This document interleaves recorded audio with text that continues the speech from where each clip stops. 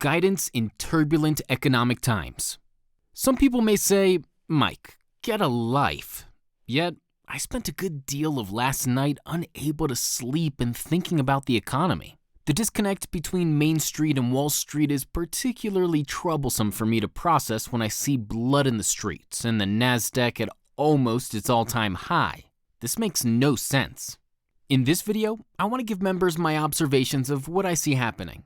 But first, I will start with guidance, with one addition. 1. Own gold. Up to 10% of your portfolio. Since I have given this guidance, gold has been the best performing asset class. Update. The club is in advanced due diligence on a gold project that makes sense for club members. I will keep you posted. 2. Maintain a very large position in cash. I believe we will see the house of cards we call the economy collapse, and those with large cash positions will be able to take advantage of these once-in-a-lifetime asset buying opportunities. The only caveat is the fact the Fed is equipped to prop up the economy through unlimited force-feeding of liquidity into the economy, and could succeed in keeping all assets artificially propped up, which would be bad for those sitting in cash and owning gold. Generally, when the stock market is moving up, gold falls out of favor. 3. 30 days ago, I stated wait heavily in oil in your portfolio because the world needs oil and most large oil companies need oil to, at minimum, trade in the range of $40 to $50 a barrel to survive.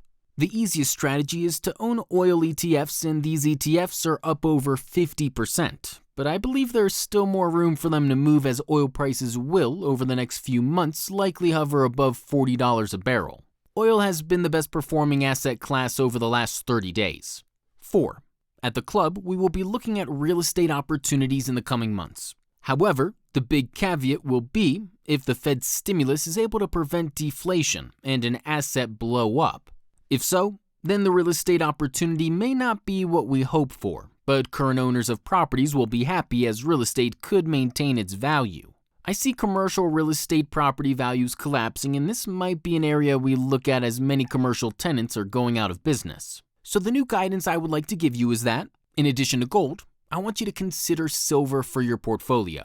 I believe silver is powering into a new bull market after getting clobbered in March. Typically, silver tends to follow upward movements in gold, but several months after gold's movement upward.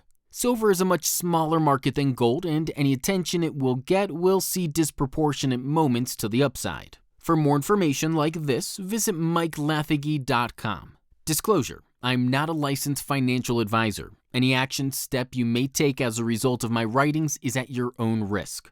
I have no person benefit from any of the guidance I provide above, including if you buy tickets to Freedom Fest.